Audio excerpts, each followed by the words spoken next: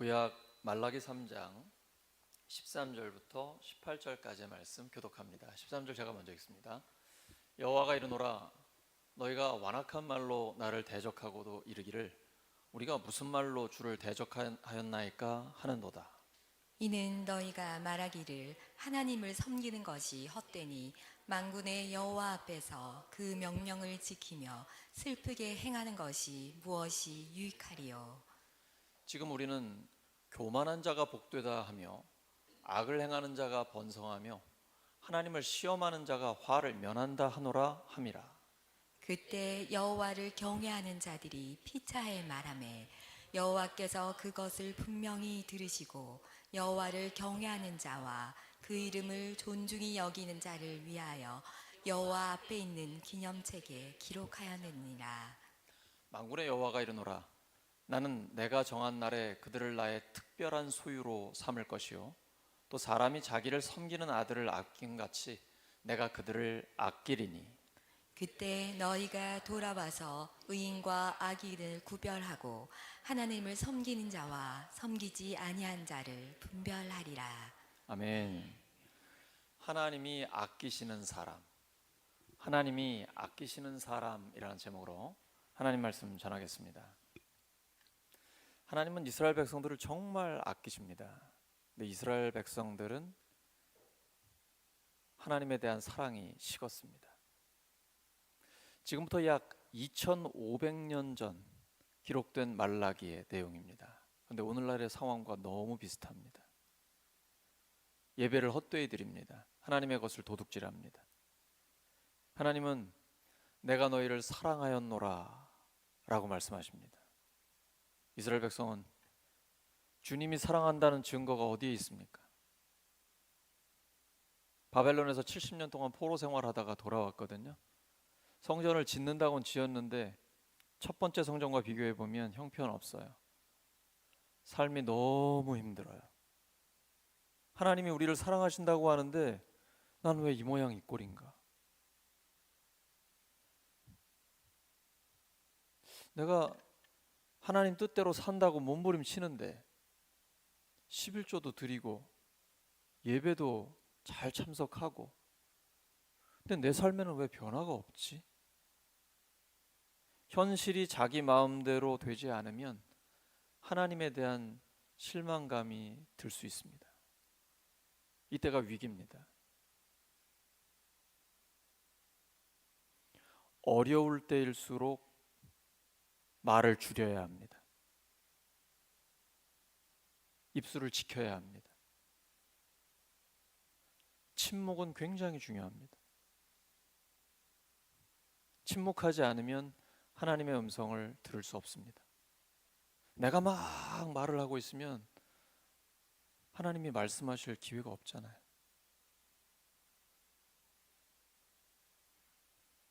고난의 때일수록 침묵해야 합니다.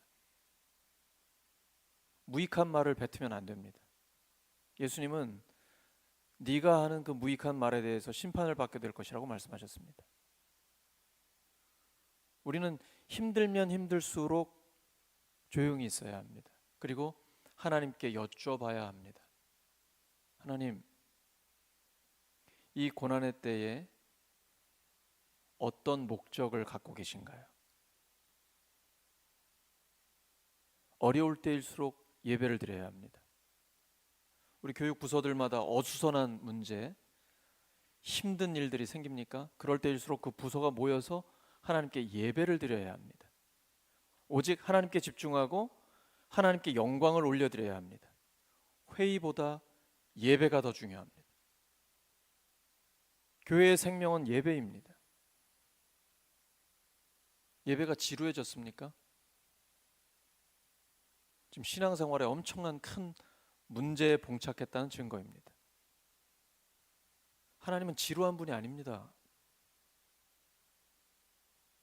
하나님은 아침마다 새로운 분입니다. 예레미야의 애가, 이 애가는 슬픈 노래잖아요. 이스라엘의 바벨론의 포로로 잡혀갔을 때 그 민족이 망하는 걸 보고 예레미야가 슬퍼하며 부른 노래예요. 근데 그 노래 가운데 하나님은 아침마다 새롭습니다. 이렇게 고백하고 있습니다. 우리가 아무리 힘든 상황 가운데 있어도 하나님의 은혜는 날마다 새롭습니다. 그래서 힘들수록 예배에 집중해야 합니다. 예배다운 예배를 드리면 세상에서는 얻을 수 없는 놀라운 기쁨을 그 안에서 맛볼 수 있습니다. 오늘 우리 찬양할 때처럼요. 여호와를 경외하면, 하나님을 경외하는 것이 지식의 근본입니다.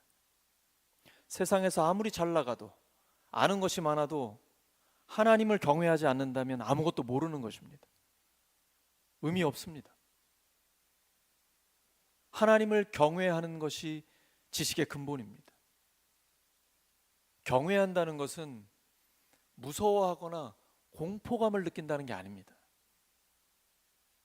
공경하면서도 두려워한다는 것입니다. 하나님을 사랑하는 동시에 하나님의 주권과 영광 앞에서 두려움에 떤다라는 것입니다. 하나님에 대한 경외감이 있으십니까? 하나님을 너무 사랑하면서도 동시에 그분 앞에서 두려워 떨고 있습니까? 하나님을 두려워하지 않으면 고삐 풀린 망아지처럼 됩니다. 자기 하고 싶은 생각 마음대로 합니다. 말을 함부로 합니다. 결정도 자기 마음대로 합니다. 하나님은 아무 관계 없기 때문이죠. 하나님을 두려워하지 않는 것이 가장 두려운 것입니다. 그런 하나님을 경험할 수가 없습니다. 하나님은 하나님의 명예에 대해서 굉장히 민감하십니다. 말라기서는 4장으로 짧게 되어 있습니다. 하나님은 말라기를 통해 이스라엘 백성에게 경고하고 있습니다. 하나님께 돌이켜야만 산다라는 것입니다. 경고는 사랑의 표현입니다. 사랑하지 않으면 경고하지 않습니다. 그냥 심판합니다. 우리가 자녀들을 양육할 때 경고하죠. 너 한 번 더 하면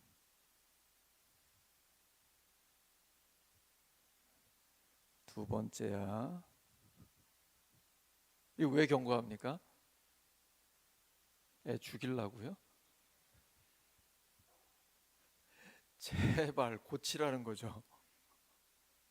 경고를 하는 목적은 심판받지 말라는 거예요. 아무에게나 경고하지 않으십니다. 하나님은 사랑하는 백성들에게 경고하세요. 경고는 듣기 싫습니다. 거북해요. 경고를 들어야 삽니다. 경고는 축복의 길이고 은혜의 길입니다. 살아나는 길입니다.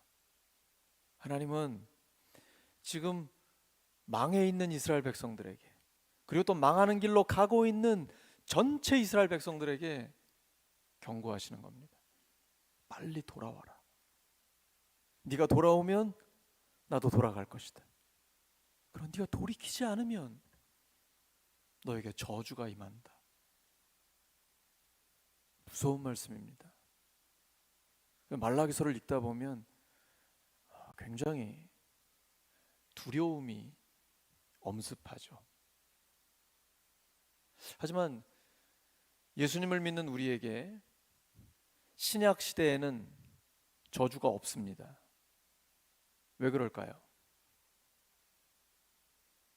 예수 그리스도께서 모든 저주를 십자가에서 다 감당하셨습니다.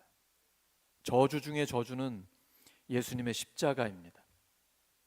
인류의 모든 죄를 대신 지고 십자가에서 죽어주셨습니다. 그리고 3일 만에 다시 살아나셔서 우리를 모든 저주로부터 해방시켜 주셨습니다. 저주의 사슬을 다 끊어 주셨습니다. 하지만 징계는 있습니다. 신약 성서에 보면 아나니아 삽비라 초대교회는 엄청난 충격이었습니다. 헌금들이 다 죽었습니다. 하나님을 두려워하는 마음이 없기 때문이에요. 바나바처럼 사람들에게 인정받고 싶었습니다. 마치 이게 땅판 전체의 값인 것처럼 가져왔습니다. 일부를 감춰놓고. 영적인 눈이 어두우니까 하나님의 눈도 감겨있다라고 생각하는 겁니다. 어찌 감히 성령을 속일 수가 있습니까? 그 자리에서 부부가 다 죽었습니다. 근데 지금은 그런 일이 일어나지 않습니다. 하지만 이것은 우리에게 주시는 하나님의 교훈입니다. 만약에 우리가 죄를 지을 때마다 이렇게 죽는다면 살아남을 사람 아무도 없을 것 같습니다. 저도 이 자리에 있을 수 없습니다. 하지만 우리에게 이 말씀을 주시는 이유는 하나님을 두려워하라는 것입니다.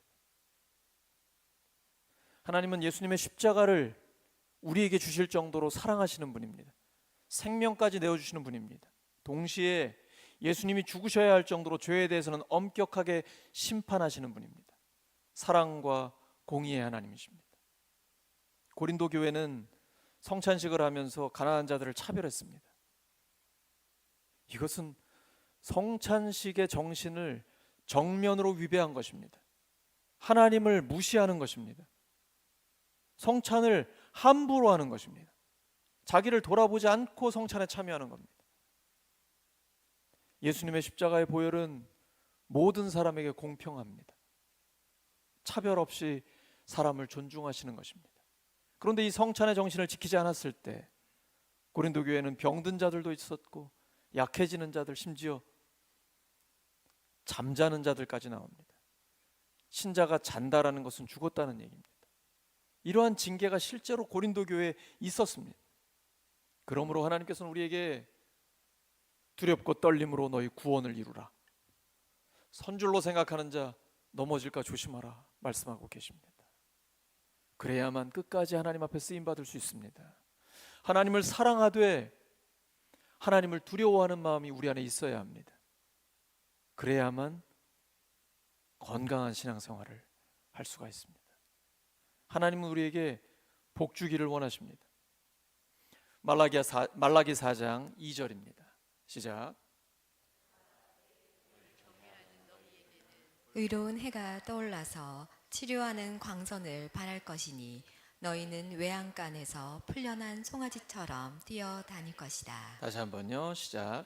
그러나 내 이름을 경외하는 너희에게는 의로운 해가 떠올라서 치료하는 광선을 발할 것이니 너희는 외양간에서 풀려난 송아지처럼 뛰어다닐 것이다. 이스라엘 백성들이 제사장, 즉 영적인 지도자들, 오늘날로 말하면 목회자들이나 영적으로 지도력을 부여받은 사람들이 타락했습니다. 제사가 타락했다는 건 모든 게 타락했다는 겁니다. 예배를 헛되이 드리고 있다는 것은 내 삶의 모든 부분에 문제가 생겼다는 것입니다. 그럼에도 불구하고 하나님을 경외하는 자들이 있었습니다. 하나님 말씀하시죠. 내 이름을 경외하는 너희에게는 의로운 해가 떠올라서. 의로운 해는 누굴까요? 예수님을 가리킵니다. 공의로운 해가 떠올라서 치료하는 광선을 발하리니. 예배를 드리면 예배를 받으시는 하나님이 우리 가운데 역사하십니다. 우리를 위해 죽으시고 부활하신 예수 그리스도의 이름을 높일 때에 그 공의로운 해가 떠올라서 치료하는 광선을 발합니다. 나도 모르게 내 안에 치유의 역사가 일어납니다. 예수님을 믿으면 점점 더 얼굴이 밝아집니다. 물론 주름은 생깁니다만 속 사람이 치유가 되다 보니까 얼굴이 점점 더 밝아져요. 왜냐하면 예수 그리스도의 치료하는 광선이 우리에게 비춰지거든요. 그러니까 계속 치유와 회복의 역사가 일어납니다. 하나님의 말씀을 들을 때. 믿음은 들음에서 나며 들음은 그리스도의 말씀으로 말미암습니다. 특별히 예배 가운데 하나님은 예배자 한 사람 한 사람에게 말씀하십니다. 오늘 나에게 주시는 말씀은 무엇일까? 하나님께 초집중할 때 하나님이 우리에게 음성을 들려주십니다. 그리고 그 음성은 나를 치유합니다. 삶에 어떤 문제가 있고 힘든 상황 가운데 있을지라도 그 하나님의 말씀이 떨어지면 치료와 회복의 역사가 일어납니다. 하나님의 말씀은 성령의 검이기 때문입니다. 우리의 영혼을 수술합니다. 그래서 정말 암 같은 우리의 죄의 깊은 부분에 문제가 있다 할지라도 하나님 그걸 제거해 주십니다. 새로운 삶을 살게 해 주십니다. 어떻게 하면 하나님을 경외할 수 있을까요?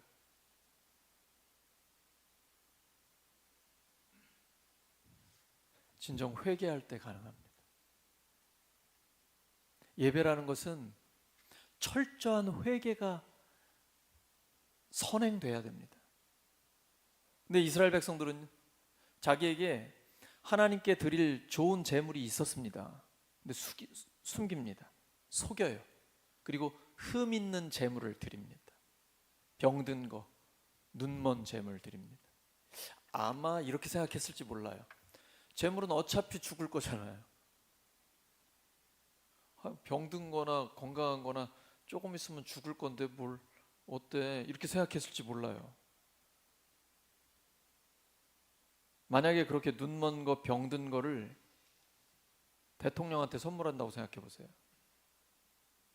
아니 여기 남구청장에게 선물한다고 생각해 보세요. 좋아하겠어요? 근데 그걸 하나님께 드려요? 하나님 무시하는 거죠? 하나님 모르는 거죠? 하나님 이때 분노하시는 거예요.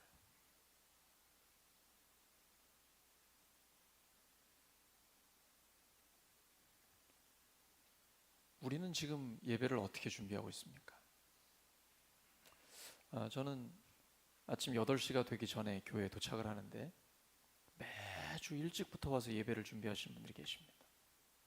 일찍부터 예배를 위해서 청소를 하고 찬양을 준비하고 기도하고 준비하시는 분들이 여기저기 교회 구석구석에 계세요. 하나님 다 보고 계십니다. 혹시 저는 못 볼지 몰라도 하나님은 은밀한 가운데 다 보고 계시고 상을 주십니다. 그 마음 자체가 예배거든요. 아무 준비도 없이 그냥 평생 해왔으니까 생각 없이 그냥 앉아있다가 가는 예배. 뭐 이것도 괜찮고 저것도 괜찮고 아무거나 하나님이 그걸 받으실까요? 아닙니다. 예수님은 우리에게 최고의 것을 주셨습니다. 예수님의 생명을 내어주셨습니다. 우리도 마땅히 하나님께 최고의 것을 드려야죠. 하나님께 최고의 영광을 드리면 그 인생은 가장 복 있는 인생이 됩니다.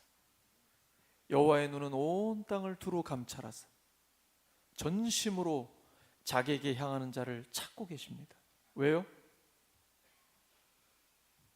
그들에게 능력을 베풀기를 원하십니다. 하나님 우리에게 복 주기를 원하세요. 하나님의 영광은, 이 영광은 히브리어로 카바드입니다. 무겁다는 뜻이에요. 하나님의 이름은 세상의 그 어떤 것보다 가장 무겁습니다. 하나님의 이름을 가볍게 여기면 안 됩니다. 하나님께는 우리가 드릴 수 있는 최고의 것을 올려드려야 합니다. 그 영광을 받으시는 하나님이 너무 기뻐하십니다. 말라기서를 잘 읽어보세요. 하나님의 감정이 표현되어 있습니다. 하나님을 무시하는 자들에게는 하나님 분노하십니다. 빨리 돌아오라고 너무 안타까워하십니다. 사랑의 마음으로 경고하십니다. 그 악하고 음란한 세대 가운데서도 하나님을 경외하는 자들을 보시면서는 하나님 너무 기뻐하십니다. 그리고 효도하는 자식을 부모가 기뻐하듯이 아껴주듯이 너무너무 사랑하고 아껴주십니다. 하나님 우리에게 정말 복 주기를 원하세요. 민수기 6장 24절에서 26절입니다. 시작. 여호와는 내게 복을 주시고 너를 지키시기를 원하며 여호와는 그의 얼굴을 내게 비추사 은혜 베푸시기를 원하며 여호와는 그 얼굴을 내게로 향하여 드사 평강 주시기를 원하노라. 여러분 자녀들에게 이 축복해 주세요. 다시 한번 시작. 여호와는 내게 복을 주시고 너를 지키시기를 원하며 여호와는 그의 얼굴을 내게 비추사 은혜 베푸시기를 원하며 여호와는 그 얼굴을 내게로 향하여 드사 평강 주시기를 원하노라. 이것이 하나님의 본심입니다. 우리에게 복 주기를 원하세요. 이스라엘 백성들은 하나님의 특별한 선택과 사랑을 받은 사람들입니다. 구원 받았음에도 불구하고 구원받지 못한 사람처럼 살고 있어요. 너무 불쌍해요. 하나님이 주신 은혜를 누리지 못하는 거예요. 죄 때문에. 눈에 보이는 현실 때문에. 눈에 보이는 것은 잠깐입니다. 눈에 보이지 않는 것은 영원합니다. 믿음은 눈에 보이지 않는 것에 집중하는 것입니다. 눈에 보이지 않는 것이 훨씬 더 큽니다. 하나님은 가장 크신 분입니다. 그 하나님 앞에 예배다운 예배를 드리면 하나님의 이 마음이 우리에게 부어집니다. 하나님은 영이시니 예배하는 자가 영과 진리로 예배할지니라. 하나님은 그 예배자를 찾고 계십니다. 복 주기를 원하시거든. 우리의 삶에 그 놀라운 복이 임하기를 예수 그리스도의 이름으로 축원합니다. 우리는 하나님만 사랑하고 그분만 따라가면 됩니다. 그러면 하나님께서 모든 것을 책임지십니다. 예배가 살아나면 모든 게 살아납니다. 교회의 존재 목적이 무엇입니까? 영혼을 구원해 제자 삼는 것입니다. 예수님의 제자는 뭘 하는 사람입니까? 예배 드리는 사람입니다. 교회에서 예배를 안 드리고 일을 많이 하면 다 우상숭배입니다. 자기 일을 하고 있는 겁니다. 예배가 최우선입니다. 교회에서 왜 일을 하는 것입니까? 하나님의 영광을 위해 일하는 것입니다. 그 하나님의 영광이 언제 가장 높임을 받고 드러납니까? 예배입니다. 하나님에 대한 태도는 예배 중에 나타납니다. 예배를 아무렇게나 드리는 사람, 함부로 대하는 사람, 하나님에 대한 태도입니다. 하나님은 참된 예배자를 지금도 찾고 계십니다. 그 사람을 너무 아끼세요. 하나님을 경외하고 하나님의 이름을 존중히 여기기 때문입니다. 하나님은 하나님을 존중히 여기는 자를 존중히 여기십니다. 하나님을 무시하는 자는 하나님이 경멸하십니다. 사무엘을 통해서 하나님이 말씀하셨습니다. 우리는 하나님을 경외하고 하나님의 이름을 존중히 여겨야 합니다. 그러면 하나님이 우리를 너무 아껴주십니다. 내가 너를 보배롭고 존귀하게 여긴다. 내가 너를 사랑한다. 하나님은 인격적인 분이십니다. 최고의 기쁨으로 하나님 앞에 영광을 올려드리면 하나님 기뻐 받아주시면서 우리에게 하나님의 복을 물붓듯이 부어주십니다. 이스라엘 백성들은 온전한 11조를 드리지 않았습니다. 헌금을 도둑질했습니다. 그러면서 하나님 앞에 우리가 뭘 하나님을 무시했어요? 뭘 도둑질했습니까? 대놓고 반항하며 얘기합니다. 이것은 돈의 문제가 아니라 마음의 문제입니다. 11조는 기본 중의 기본입니다. 모든 것이 하나님으로부터 왔다라는 믿음의 고백입니다. 억지로 드리면 안 됩니다. 의미 없어요. 하나님께 드리는 것은 기쁨으로 자원하여 자발적으로 드려야 합니다. 하나님의 것을 하나님께 돌려드리는 것입니다. 근데 하나님은 그렇게 살지 않고 있는 이스라엘 백성들에게 나를 시험해 보라고 말씀하십니다. 사실 하나님을 시험하면 안 됩니다. 근데 오죽하면 하나님이 이런 표현을 쓰시겠습니까? 내가 너희들에게 싸울 곳이 없도록 붙지 않나 보라. 이 말은 돈이나 물질의 문제가 아닙니다. 그들의 신앙적 자세의 문제입니다. 지금 하나님은 안중에도 없어요. 하나님은 안 보신다고 생각해요. 예배도 그냥 헛되이 드리고, 물질도 자기가 하고 싶은 대로 거짓되이 하며 온전하게도 안 하고, 마치 하나님이 모르시는 것처럼 자기 마음대로 신앙생활 하거든요. 빨리 돌이키라. 돌이키라의 핵심이 있습니다. 하나님은 말라기를 통해서 반복적으로 말씀하십니다. 하나님께 돌아와라. 돌아와야 산다라고 말씀하시는 것입니다. 예레미야 29장 11절입니다. 시작. 여호와의 말씀이니라.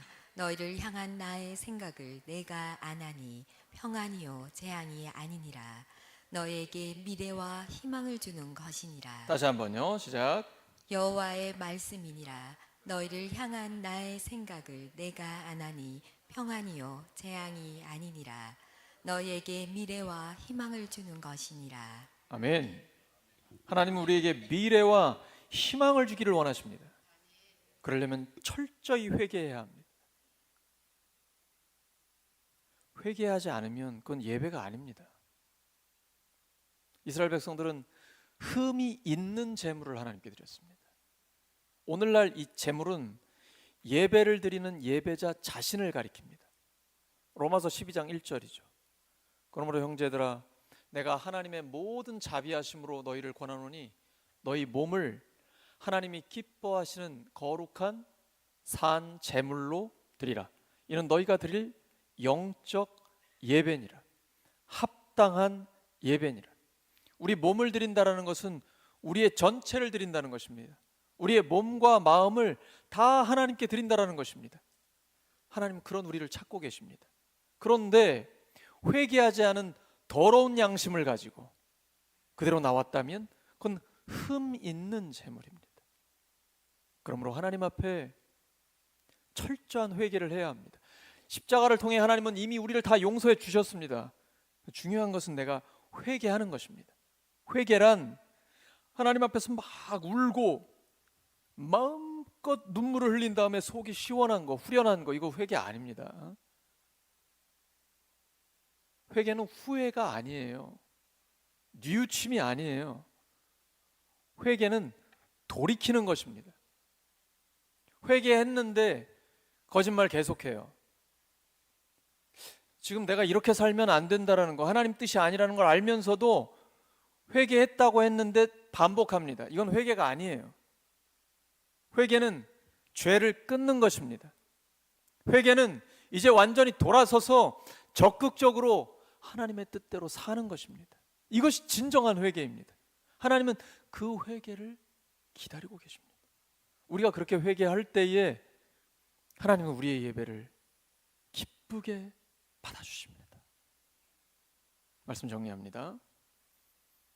하나님은 하나님을 경외하며 하나님의 이름을 존중히 여기는 자를 아껴주십니다. 그들은 하나님의 특별한 소유가 됩니다. 옆 사람 축복해 주시기 바랍니다. 당신은 하나님의 특별한 소유입니다.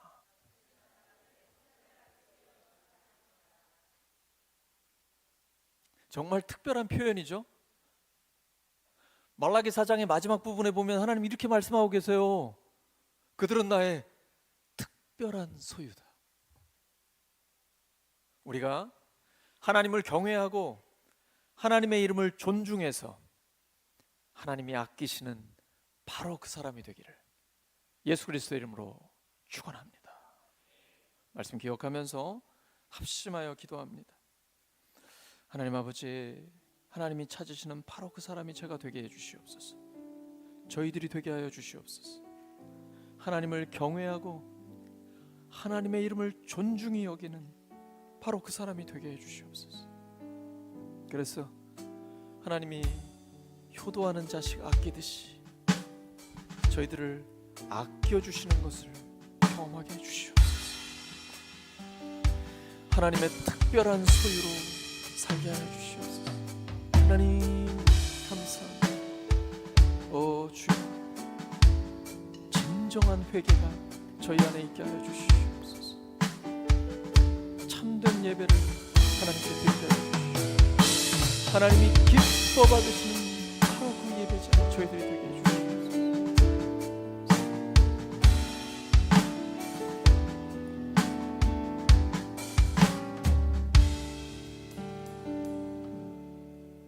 감사드리며 예수 그리스도의 이름으로 기도드립니다.